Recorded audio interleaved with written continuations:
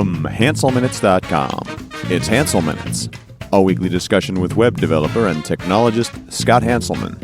This is Lawrence Ryan announcing show number 375, recorded live Thursday, June 6th, 2013. Support for Hansel Minutes is provided by Telerik, offering the best in developer tools and support. Online at telerik.com. And by Franklins.net, makers of GesturePak, a powerful gesture recording and recognition system for Microsoft Connect for Windows developers. Details at gesturepak.com. In this episode, Scott talks with Paul Betts and Justin Spahr-Summers about the culture of GitHub. Hi, this is Scott Hanselman. This is another episode of Hansel Minutes. I'm here in San Francisco at GitHub World Headquarters until you move in a couple of days, I guess. I'm here with Paul Betts and Justin Spahr-Summers. How are you? Not bad. I wanted to talk to you guys about culture, because one of the things that I think is really interesting about GitHub is actually kind of two things. One, more people are remote than are in this office, which is weird, especially given that Yahoo is doing what Yahoo is doing around remote workers. But also, you guys are in, I was going to say sloppy, but sloppy is not the word. You're loose, you're relaxed about what people are working on. Like there's a focus and there's a laser focus on the mission. But at the same time, if someone really has a passion about something that they think will make the business better, you don't prevent them from doing that. So let's start with that. You have like all these pieces of software inside that you talked about, like chatbots and DJs and things that I would think have nothing to do with the business. How do you guys get to work on stuff like that? Yeah, I think that, who said this? Michael Koziarski said it was like organized chaos at GitHub.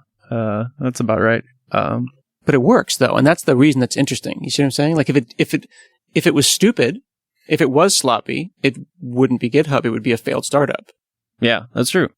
I think that it, a lot of our developers talk about different reasons why this method works, and it's like, even though it's very surprising, I think that part of it is that we work on tools that we use to build the thing we're building, and so we immediately know what's bad about it and what's good about it, and we're all very focused on kind of bringing this mission of enabling open source and doing something awesome to the world. And so like when you're all focused on kind of the vision of what you're building, then this works, right? It doesn't work if 10 people have 10 ideas on what the company's doing as a whole, right? And that's really a challenge, like especially as you get bigger. Like when it was 30 people, this was really easy. Your brains are kind of attached to each other at that size. But when you get bigger, that's when it gets more challenging. And so we definitely we build software to make this easier for us, for sure.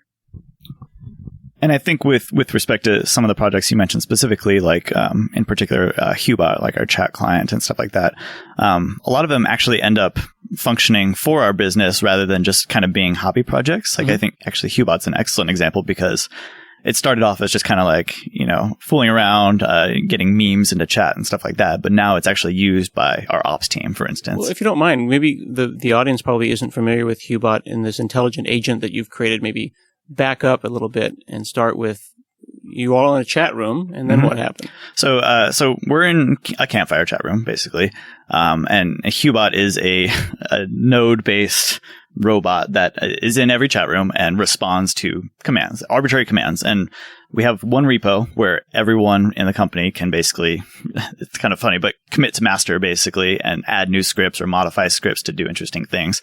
And so a lot of times, it's just for fun. It's, again, like fooling around, doing memes and stuff like that. But then it started getting more interesting. It's like, well, what if we hooked up, information about our file server load into chat? And all that's starting to be done through Hubot. So you're saying, like, if originally someone's in there and they say some keyword, Hubot jumps in and puts an animated GIF of that meme. Yeah, exactly. It's like Hubot do whatever or / do whatever. And so we have like a huge roster of built-in scripts that are mostly memes, but then there's more and more serious stuff too. And so I think it's interesting because the ops specific stuff, for instance, wouldn't have developed without it being a tool for fun first. Right. If you said everyone will go into the chat room and here are the 12 commands that it understands. Right. Yeah, like that, it would have never evolved as organically as it has now. Mhm. And now it's like a hugely valuable part of our culture. Like when Hubot's not present in the chat, like we literally don't know what to do sometimes. It becomes mayhem. What are some functional things that Hubot does? So one thing he does is he allows you to deploy a branch. And this applies for many projects. It applies for GitHub.com as well as some of our internal tools and like GitHub for Windows. Basically, you can tell Hubot to deploy a branch to production or to staging or whatever the case may be. And it delegates out to another service that we have, but Hubot is the arbiter responsible for starting that process. It kicks it off. Yeah. Yeah, actually, we use Hubot to control all of our virtual machine infrastructure. So I can use Hubot to create a virtual machine, and then everything at GitHub is automated. We go through this. We use a library application called Puppet to automate creating virtual machines. So when I create a virtual machine, it's not a blank one. It has a role, and it's puppetized to be a new file server or a new front end.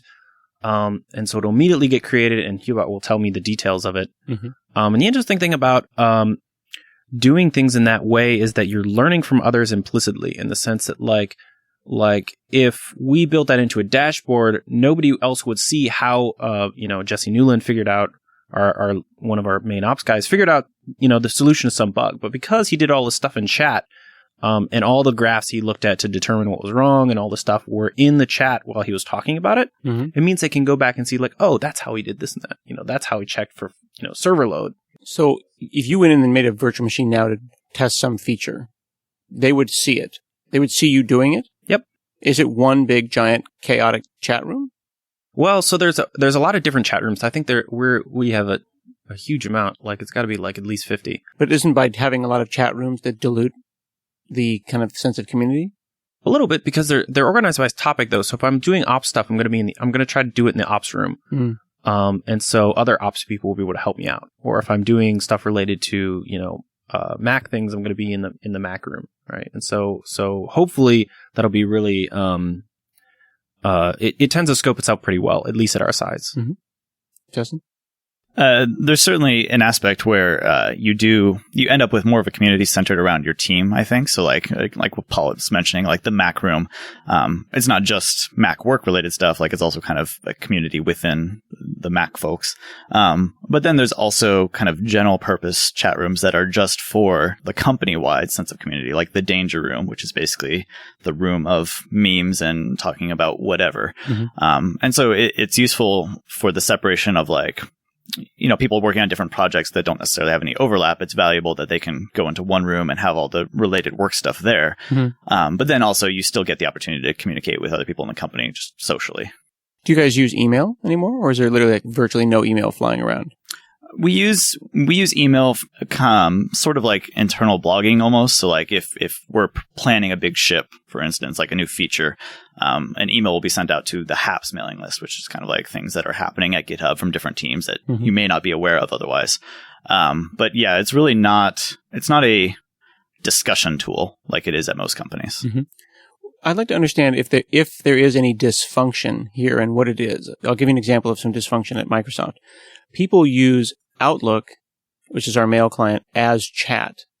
And by that, I mean that I could step away from my desk for 5 minutes, come back, and now the thread is like nested, forked, and 10 deep.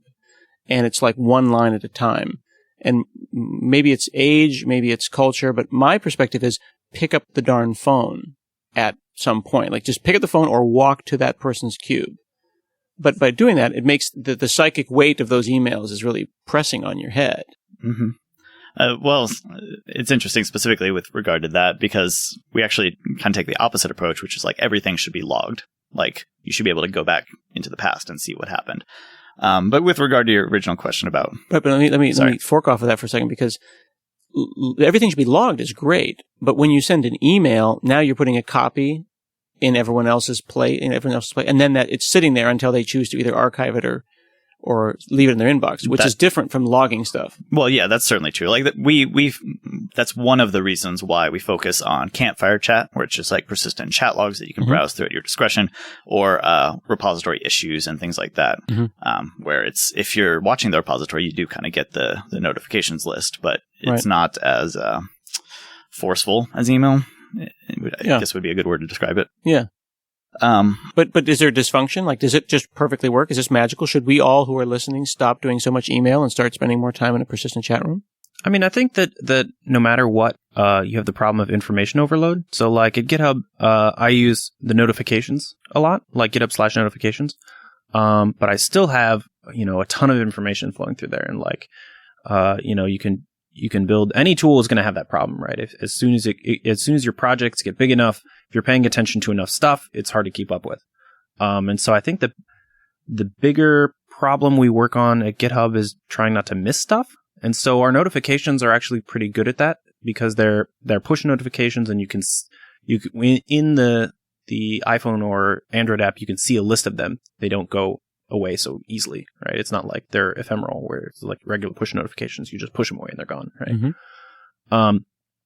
And so that helps a lot. And so it means that you can kind of use chat in a different way than you normally would. You would, like, if somebody's not around and I need to ask them a question, I just ask them a question and then move on, right? And eventually they'll wake up and I'll, be asleep, or if they're, in a way different time zone, and they'll answer the question and I might not even be there, right? So even though that's scrolled back, that's going to show up. Are you talking about your Hubot chat room, or asking the question on GitHub itself? In the Hubot chat room. And how will they know? They were mentioned, and then that mention then gets pulled out off to the side as a notification. Yep. And when they click the notification, they'll see the chat in context. You don't see just the line. You see like the section of what their people were talking about. And how much of this is still Campfire, and how much of this is some kind of evil Campfire with a goatee that you've made? It's hard to say. It's really like, it's pretty. So we added search. We index every message being sent into Elasticsearch. And so a lot of the superpowers that we have in chat are based on that. So it's not really Campfire search anymore. Campfire's API leaves a lot to be desired, to put it mildly. And so we definitely built a lot of stuff. Like Campfire doesn't have push notifications. It doesn't have any.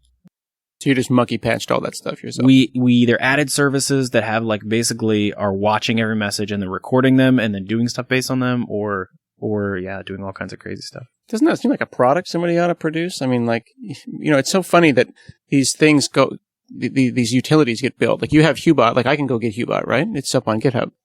But when you have your Campfire +++, that's your own thing, right? I can't go and get that. It's certainly true. One of the things that we work on all the time is we have so many internal tools that are not really in a state to be released. Even just the tool that gives you the notifications that Paul was mentioning, like the team application, we call it. It's hugely useful for our organization, but it's not really in a state where we would be ready to release it as a product, because we're still in that stage where for everything like this, we're still exploring what exactly are the useful pieces to us, like what we would do or what the alternatives would be without it, what more would need to be there for other people to find it useful. The way we work at GitHub is so many interconnected things that it's often hard to extract a specific piece and make that useful to other people without having the rest of it too. Well, that was my next question, that I think that on the Windows side, on the Windows/Microsoft side, we seem to want to centralize things. Like I've got this utility and this utility and this utility, and a Windows person will look at that and say, I will make the integrated thing for that, and I shall call it SharePoint. And then it will be one great, wonderful thing. While I think that the Mac Unix, and I say Mac Unix because there's like the Mac culture that appreciates the aesthetic of Mac, the like, I like PNGs, and then there's the I like command line person, and they happen to be similar people because they want to break the thing apart into little reusable pieces. So I'm hearing you say that GitHub is a bunch of little reusable pieces that like to talk to each other. Oh, yeah, absolutely. GitHub, the organization. Yeah, unreservedly.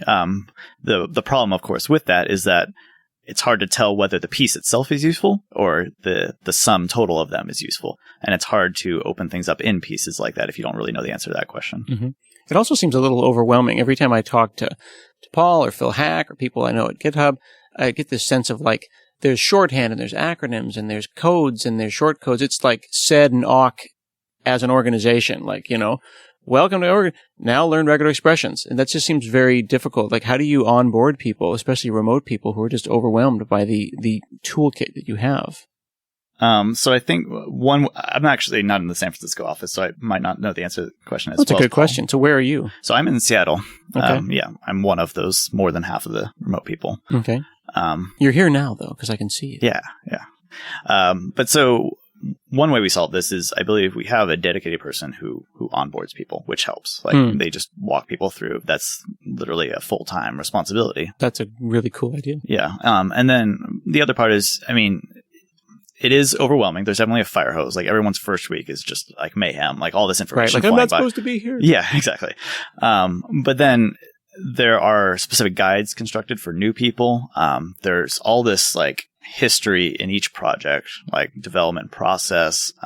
Archive chats, archive talks, that sort of thing, that are specifically meant to improve this problem, because it's not just when you're new to the company. It can also be when you're new to the team. You may not understand everything that's going on, and you may need to get up to speed on that specific team's culture. Context. Yeah, exactly. So even once people are hired, we still have that problem when they're moving between teams. And so we're actively trying to solve that. And in solving that, it helps with new company hires as well.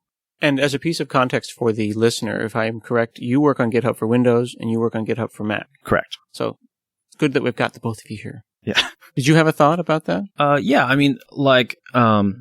Onboarding is definitely something we put a lot of effort into. We fly, these days we have everyone come down for at least a week when they start on their first day. So they get a chance to meet people in person and kind of move a little faster than if they were trying to do everything remote. Like I started at GitHub very early. Like my first day at GitHub was me sitting on my couch till like 2 p.m. when they like created the campfire credentials for me. So I was like, hey guys, did I really start at this company? Am I unemployed now? That's not ideal then. No. It was very bad. We didn't know what we were doing back then, but now we're much better. We definitely have a much, it's not formalized, but you definitely have you have a list of stuff you should do the first day. And we always like make sure that every new employee has kind of like, not a mentor, but like somebody to like ask questions, like somebody that they are specifically assigned to, like, they can go to this person. And that person won't laugh at them when they ask a stupid question. Yeah. And the other person is kind of on the hook to make sure that this new hire does well, or not does well, but like does, knows what they're doing, doesn't feel lost, stuff like that. So interesting. So we've talked about tools and toolkits and how you're enabling people to build these, though. Like if you had an idea for the great new tool, and you're going, I'm going to go build tool. How do you work that into your existing workload? And how do you make it happen? We just kind of do it. I don't know. Like step 1, come up with a cool idea. Step 2, build the cool idea. I think that it obviously depends on what you're working on at the time. It's kind of not, you try not to, like, if I know that I'm, all my coworkers are trying to ship something, then I'm not going to just, jump off and be like, I'm going to work on this side project. So, but I think people just generally know what to do. And like, it really relies on people knowing what's important at the time. Mm-hmm. Right. So personal responsibility. What do you think, Justin? So I definitely think there's no point in which you're abandoning your current team. Like you do try to get to a good state with them, like Paul mentioned. And then there's kind of the flip side of that, which is once you've started on your new thing, there's kind of this, controlling social effect where it's like, if you can't get other people bought into your idea for this new thing, like they won't join you, they won't want to help out, and it'll just kind of fizzle out naturally almost. Does that happen? Yeah, have there been like ideas that have been built and thrown in and people just didn't go for it? I won't say they usually don't get built out all the way. It's usually like, I have this idea, I have this vision. Mm-hmm. I communicate it to my fellow employees, and some of them say, oh, that's kind of interesting. Maybe they work on it a little bit and turns out it's not actually as interesting as it was originally. Or maybe people just don't respond with enthusiasm to the idea at all. And that's perfectly okay, acceptable, and expected many times. It's just like, okay, so I guess that means that I was the only one excited about that, and it's not actually that great an idea. Without naming and shaming, can you think of any ideas that might be, that were like, on paper this was a good idea, but the community, for whatever reason, didn't go for it? Because the reason I asked that is that as you were giving me the tour, Paul, there's a giant 100-inch touchscreen. It's like a Surface Plus out there. And what's interesting about it is there's little squares with people's faces of where they are. And I'm like, oh my goodness, that's amazing. You can tell where everyone is. And then I'm thinking, well, how is that possible? They're going to need to opt in. They're going to want to run some kind of a little app. And you said that they're actually pulling that from a number of different places. When they chat, well, you grab it from the geolocation of their browser. And if they happen to be on Foursquare, we pull it from there. So you're doing that implicitly, which means that they don't have any additional mental baggage or any psychic weight associated with that. So the entire company now is locatable on a map without anyone having to do anything about it, which means, from my perspective, that's an idea that's just going to work. No one had to push any buttons. Are there any tools that are failing right now, or any ideas that just never made it happen? Or are you guys just awesome and you nailed them all? You're like looking up like, I can't think of any ideas that we've come up with that have not succeeded dramatically. Yeah. I think the one thing that we keep trying to build something good around and we'll kind of get there, but not completely, is GitHub for mobile phone, like iOS or Android.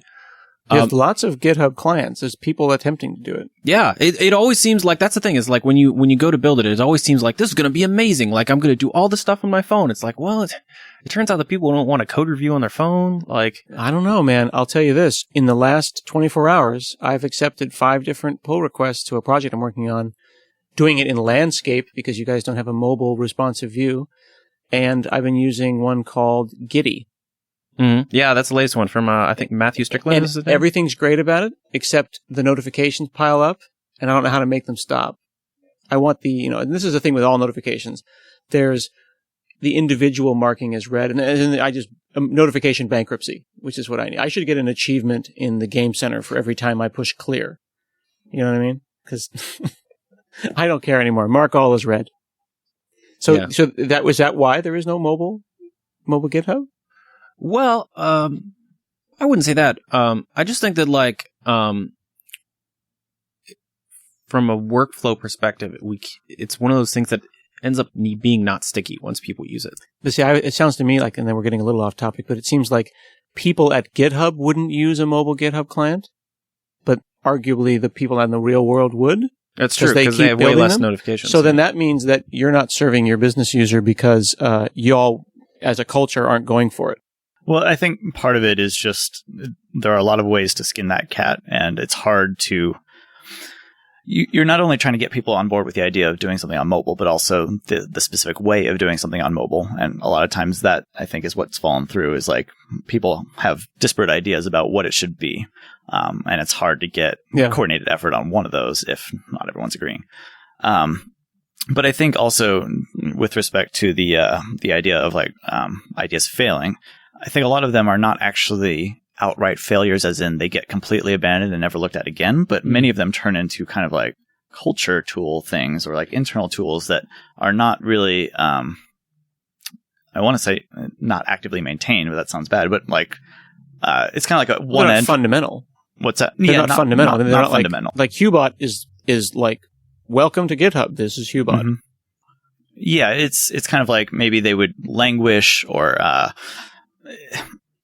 they get used, but they don't get... It was like maybe a weekend hack project or a week hack project, and no one really wanted to pick it up after that or stuff like that. But then, eventually if people do pick up usage of it and it gets more widely... people get enthusiastic about the idea of something better, then it'll get Steam again, maybe get rebooted. I feel like that's sort of what happened with Play, which is our like kind of internal music system. Yeah, I noticed there's no music. Somehow I just assumed that there would be like, it'd be like a dance party in here. Because that's the sense I get when I watch like Zach Holman's talks. It's like, oh, it's a constant dance party at GitHub. Yeah, well, I think right now it's from trying to keep the noise down. But but like for a while there was just the one version of Play, and it was kind of there because the people that had been working on it moved to other things, and not because they disliked it, but just because the other things took priority or were more important. Well, I've got at Microsoft, I have a portal that's like a camera that's I try to keep on all the time, but it's amazing how little pieces of friction will completely derail something. Sure. So like something expired on the like this password or whatever. And then 2 weeks goes by and the portal hasn't been on in 2 weeks, right? And then somebody gets around to fixing it. And then it's back on. I'm like, yeah, this was a great idea. Why did we ever stop using this? And then, a service pack doesn't get, installed, and then it's down for another week. And it's down right now because the hard drive is failing, right? So it's like something that is so fundamental to my life as a remote employee goes away, and I'm still alive, and somehow I'm still doing my job. Was it really that important? It's a good question. Actually, there was an article, or I guess an interview recently with Chrissy Brodigan, who is our UX research person. Mm-hmm. And she basically described this style of testing that we're starting to do more of, which is deprivation testing. So it's like the idea that if you take away a feature or a product or something along those lines, you see what the response is. Like if people are really outraged about it, you're like, oh, that's actually pretty useful. But if it's just kind of like fades into the night quietly, then it's like, well, okay, I guess we don't actually need to work on this anymore because no one really cared. Wow. It's funny that you mentioned that. Just as an aside, there's the menus in Visual Studio, our IDE, is just completely out of control. And every team wants their thing to be up front. So in a world where people care and work as a team, it would be like right click, add, and then that would fly out and then add, here are all the choices. But everyone keeps wanting to be the one that's up front. So it's like, add this, unrelated thing. And they're all like up top. And I said, listen, guys, let's just really like rip the Band-Aid off. Let's just cut the menu down by like 50%. And if anyone yells, then we'll add it back. And like, no, we can't do that. I love that word, deprivation testing. Yeah. And so just yank it out, see if anybody screams. Right. And so mainly it's in the context of like controlled user research right now. But like to some extent that's happened with larger features too. Like maybe the most atrocious example in relatively recent times is the fork queue got removed, and very few people complained about it because it got replaced. I don't even know what that is. What is that? The fork queue was a way to see, so you have your repo and then all the repos in what we call a network. So like their forks and their forks. And that page is so slow, I don't even visit it. Yeah. Sorry. The fork queue. It's really slow. Yeah. We're working on it. I told you, we ran out of space. We have no room for computers. It's like 2 minutes. I'm like, just open a tab and come forget about it. Yeah. So the fork queue lets you see commits from other repos. Okay. But it is from the very, very early days of GitHub, and it was not designed so well. And so I think most people did not miss it or did not even notice it disappearing. But you think if Hubot went away, remotes would be a problem. Like back to remote, you're in Seattle, Phil Hack's in Seattle. Your chat room is really where you're not Skyping people, right? You're not video chatting. Your connection to this office is Hubot. So that's something that you couldn't live without. Yeah, exactly. Is team. Right. And that's like everyone is 100% aware of that. Like we would never try a day without Hubot because we know that it's an incredibly integral part of our workflow. Like there's not even any question. Like that's not a question that needs answering. This is more for like maybe features on the website or features in our native apps where it's like, well, it doesn't seem like it gets used that much. Maybe we can try going without it, and then we don't have to maintain it. Then we don't have to keep this code around. And depending on the response, it either stays there or it gets removed permanently. There was a lot of discussion around when Marissa Mayer was like, yeah, everyone from Yahoo, come into the mothership now. And people kept saying, how do you know if a remote person's not just goofing around? And that seemed like it was more interesting to me than the other discussions around remote workers, is that are you measuring whether or not your people are working or not? I mean, presumably, if you have a boss, I don't know how flat you guys are here, they would look at your commits and they would look at your output and the fact that you shipped on time or you didn't. And they go, yeah, Justin's doing a good job. You can see. I haven't seen him for a year, but the work product is there. Yeah, so we are extremely flat organization. So there isn't really a person in that role that would do that kind of reviewing. It's really kind of team oriented, where it's just like well, how do you know who's last in their class at Harvard, right? I mean, everyone's at GitHub. Yeah, right. We're all at Harvard. Yeah, somebody's got to be the one that sucked. Well, it's true, but it's also not measurable in any ways. Like, I mean, we could measure commits, we could measure lines added and removed, but that still doesn't tell you anything. Well, yeah, measuring lines of code is silly. But how do you know who gets the big bonus and who gets the small bonus? I mean, it's a team effort. There wouldn't be one person that would get an outrageous bonus while everyone else didn't. Like, it's it's really, you can't, so your example of like someone disappearing for a year, oh, you still know they're productive because they've got all these commits coming in. Like if you're working on a team, you can't disappear for a year. Like your code is valuable, but your presence is also valuable. And so in the chat. Yeah, like being, I mean, not necessarily at the same time as everyone else, but being available for questions, for discussions with the rest of your team. Like it's not just about the code you write. It's also about, the kind of social aspect or the vision aspect of the team, like contributing to that. Do you as a remote, and kind of talking remote to remote here, that I have a sense of fear is almost too big of a word, but there's just this sense of like, I hope that they know I'm working. Mm-hmm. That was, to be honest, that was one of my big concerns before starting.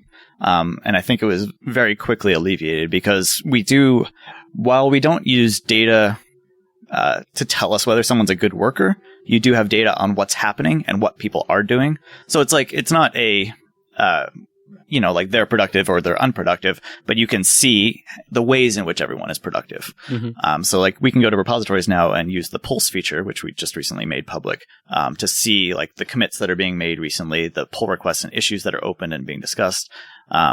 It's very transparent into what everyone's working on, even if, I don't know, like different levels of productivity aside, you can see what's happening. And I hear about people at Microsoft being told by their bosses, like, you really need to start thinking about moving to Seattle.